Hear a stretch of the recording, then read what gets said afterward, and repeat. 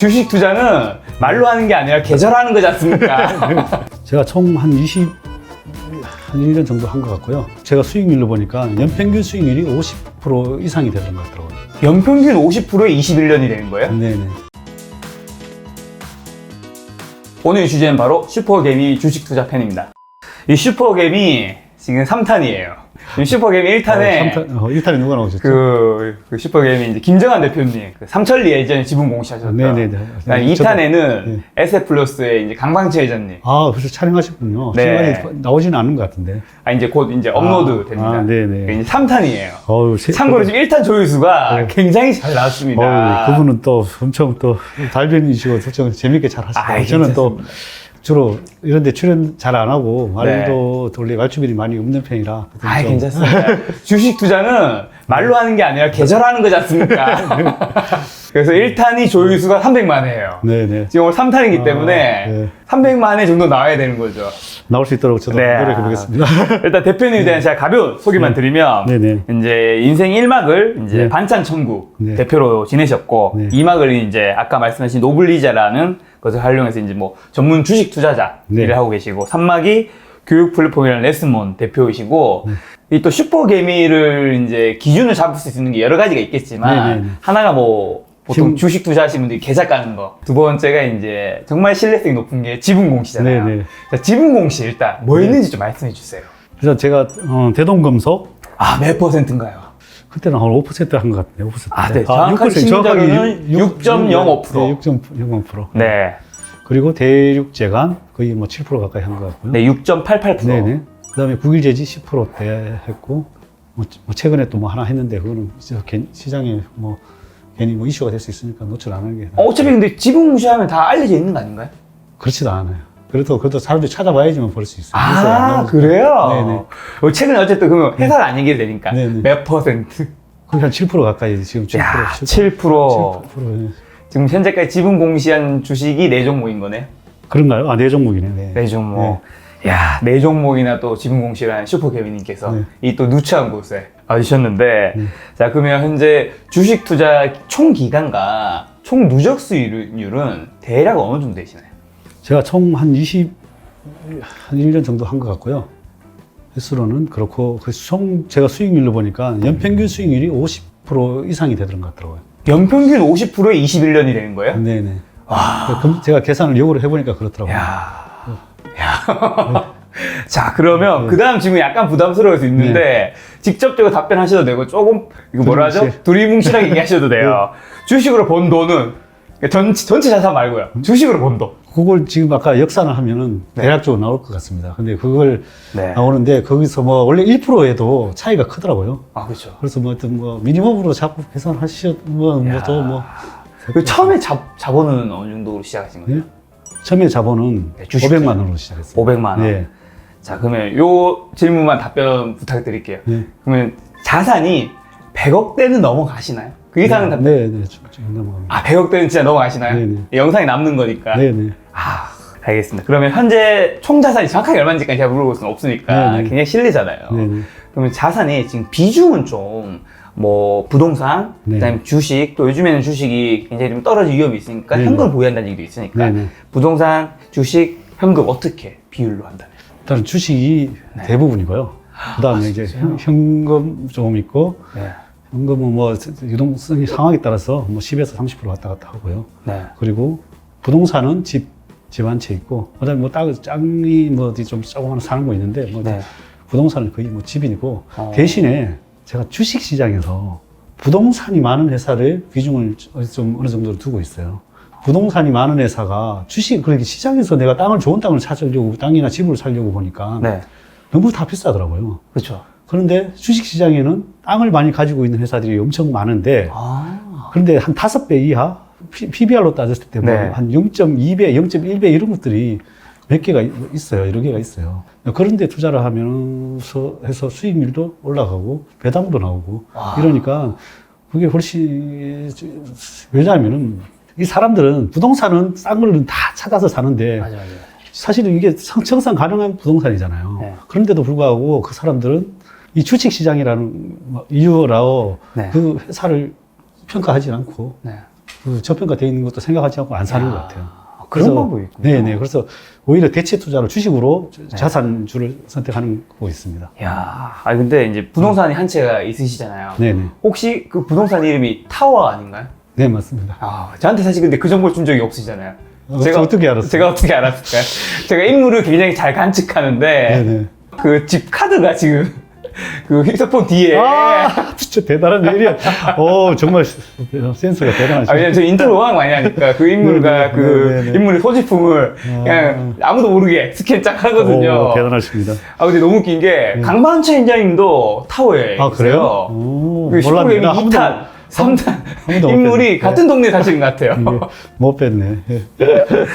네, 여러분 타워가 어딘지는 알아서 찾아보시고요.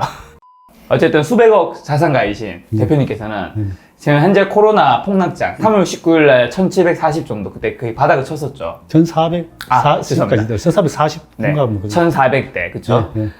어떻게 넘기셨습니까? 뭐 어떻게 넘겼냐? 네. 잘 넘겼죠 그때. 잘 넘겼는데 네. 저희가 또 그 당시에 뭐 신사임당에 한번 출연한 적이 있어요.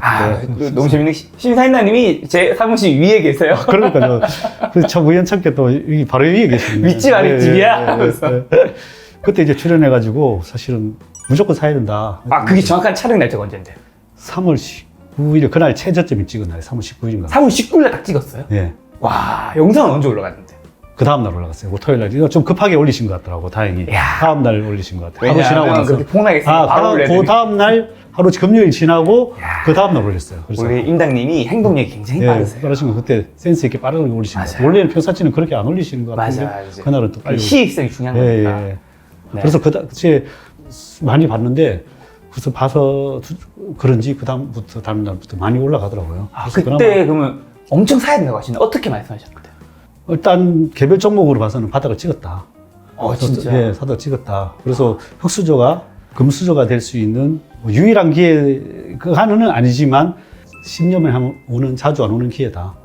이렇게 이제 말씀을 했었죠. 근데 그렇게 말할 때 한 일주일인가 보름 있다가 사실 코스피 뭐 1000 찍는다는 얘기도 했었잖아요. 네, 맞아요. 그럼 코스피 1000 찍고 800 찍으면 네네. 사실 그 말이 굉장히 어떻게 보면 리스크가 좀 있잖아요. 네네. 그렇죠. 근데 이제 그래서 혹시는 뭐 떨어질 수도 있지만 네. 지금에서 분할 매수를 해야 된다. 혹시 뭐 거기까지도 떨어질 수 있지만 지금도 싸다 너무. 네. 그러니까 지금부터 사라. 이렇게 말했죠. 그럼 대표님은 계속 저점 1400대까지 계속 추가 매수하셨나요? 그랬습니다. 계속. 야, 그리고 그럼- 또 뭐 물론 뭐 종목을 쓸데없는 것도 날리고 압축하는 것도 물론 병행을 하면서 했어요. 그럼 대표님은 원래 코스피가 원래 한 2200 정도였었잖아요. 네네. 그리고 1400까지 떨어졌잖아요. 네네.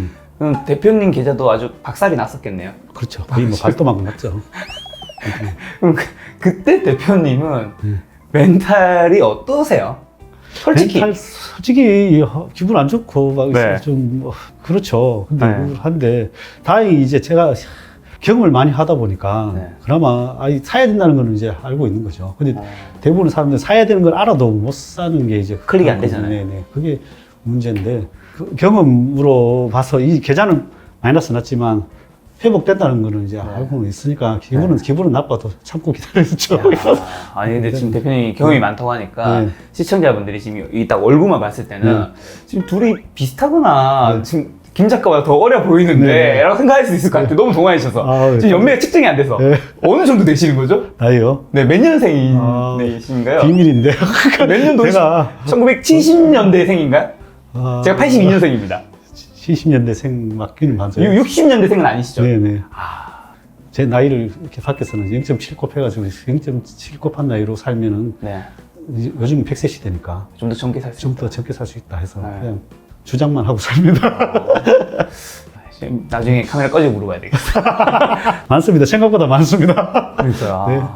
그렇게 주식 시장에서 이게 매일매일 상승 하락이 지금 특히나 이 코로나 이 하락 폭락장에서는 그런 게 왔다 갔다 많이 했었잖아요. 네네네. 그럼 일반 개인들은 좀 어떻게 하면 멘탈 관리 좀 할 수 있을까요? 멘탈이요. 네. 사실은 멘탈이 제 투자에서는 제일 중요하다고 중요하고 제가 봐서는 그게 다일 수도 있다고 생각을 네. 해요. 엄청 비중이 크다고 생각을 하는데 옛날에 혼마 문해이사라고 험마요? 혼마 문해이사라고 캔들 차트의 창시자 혹시 아시죠? 알아. 그 일본 분. 예.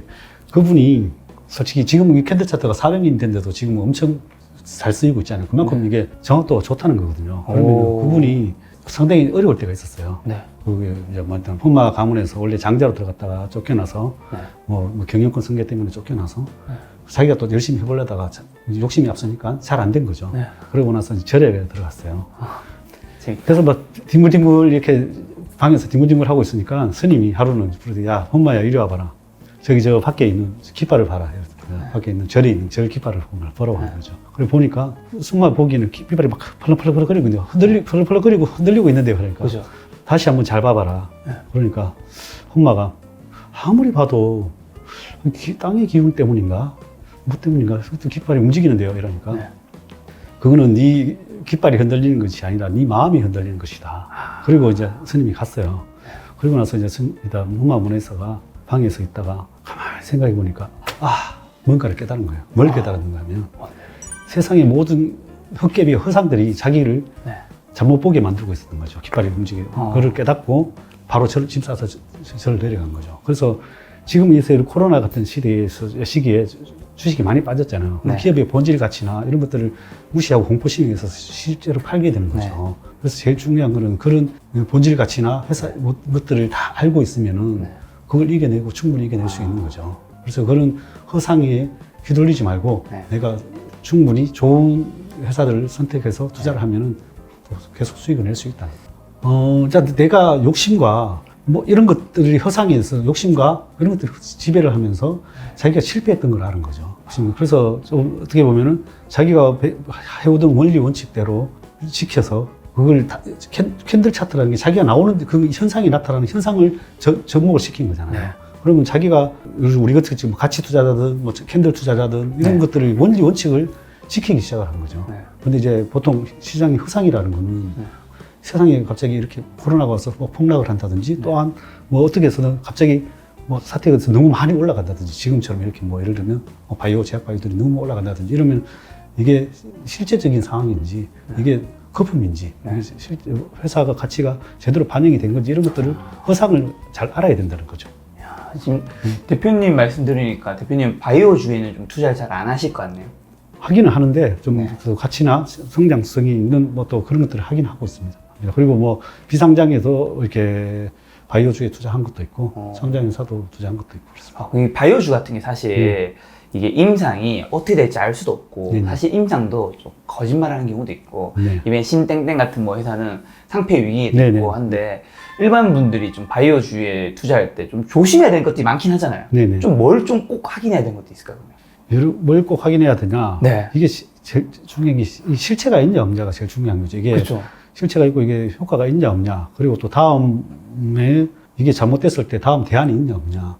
이런 것들이 이제 중요한데 그럼 이제 거기에 재무제표에 보면 뭐 연구진들이라든지 뭐 연구 성과라든지 이런 것들이 다 나와요. 사업 보고서에 보면 뭐 그런 것들을 보고 좀 참고하시는 것도 나쁘지 않을 것 같고 그 다음에 또 그게 임상이 통과될지 안 될지는 사실은 그건 모르는 거죠. 그렇죠. 모르지만 그게 또 어느 정도 너무 과하게 올랐다 생각하면은 바이오들은 어느 정도는 엑시트 해놓는 게 좋은 것 같아요. 솔직히 이거는 뭐 기업 가치를 평가 내리기는 상당하게 뭐 너무 어렵죠. 어려운 것 같아요. 어려운 것 같고 바이오들은 뭐 멀티플이라는 게 사실 의미 없죠. 제가 생각하기에는 매수를 뭐 100배를 주든 50배를 주든 마이너스 나는데도 뭐 수조 하니까 꿈의 종목 같아요. 제가 봤을 그렇죠. 때.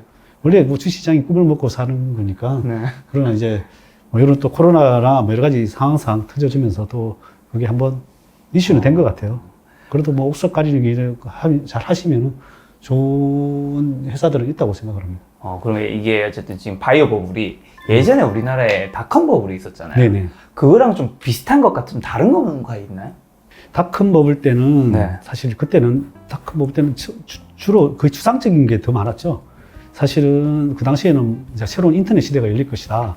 그렇게 해서 인터넷 시대가 이렇게 희망적인 걸로 세상이 완전히 바뀔 것이야 하고 투자를 했는데 거기에서 살아남은 기업은 지금 보면 몇 개 없어요. 예를 들면 그 당시 뭐 새로운 기술, 뭐 핸드소프트, 뭐 현대, 멀티탭, 뭐 여러 가지 뭐 회사들이 다 많았었어요. 근데 다 망했거나 그냥 겨우 이름만 보존하고 있고 뭐 살아남은 기업 뭐 예를 들면 다음이나 지금은 같이 네이버 같은 이런 것들은 실적이 이제 바탕이 되면서 살아남은 거고 그래서 지금 같은 경우에도 물론 보면은 최근에도 뭐 예를 들면 뭐 시젠이나 수젠텍 이런 것들 보면 시젠은 실적이 잘 나와서 올라갔지 수젠텍 같은 경우에는 이렇게 실적이 안 나오면서 빠지고 그런 것들 보면 옥석 가리기가 이제 결국 나타나지 않을까. 그래서 뭐 예를 들면 삼성바이오나 뭐 셀트리온 이런 것들을 보면 뭐 석박사가 몇백 명이더라고요. 이렇게 한 200에서 300명 가까이 되더라고요. 네. 석박사지만.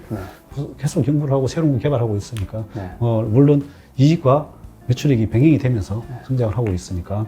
좀 최근에 멀티플이 좀 강하게 올라갔으니까 좀 조정을 줬다가 뭐 이런 과정은 물론 있었겠지만 네. 계속 성장할 수 있는 분으로는 볼 수 있겠죠. 예전에 닷컴 버블 때 네. 그럼 수많은 기업들이 망하고 네이버라든가 이런 몇 개의 기업들이 다 크게 시장을 먹고 다 좀 빨아들인 부분이 있긴 하잖아요. 네네. 바이오도 좀 그렇게 될 수 있을까요? 지금 많이 빨아먹었죠. 빨아먹었는데 지금 어쨌든 어느 정도는 반영이 됐다고 보죠. 네. 그게 이제 지금 그 자금들이 계속 지금 순환매가 이루어지고 있는 거고요. 네. 제가 투자를 할 때도 옛날에 IMF 때 투자를 처음에 시작을 했는데 그 후에 내가 주식 공부를 제가 1999년, 2000년도에 책을 몇 개 봤어요. 2000년도에. 보는 게 그 당시에 순환매만 잘하면 1000%를 벌 수 있다. 하는 게 있어요. 막 그 책이 지금은 절판된 지 안 보이더라고요. 네. 지금 같은 경우에는 환매장이니까 환매를 잘 하셔도 좀 수익률이 좀 더 배가 되지 않을까 이런 생각을 하고 있어요.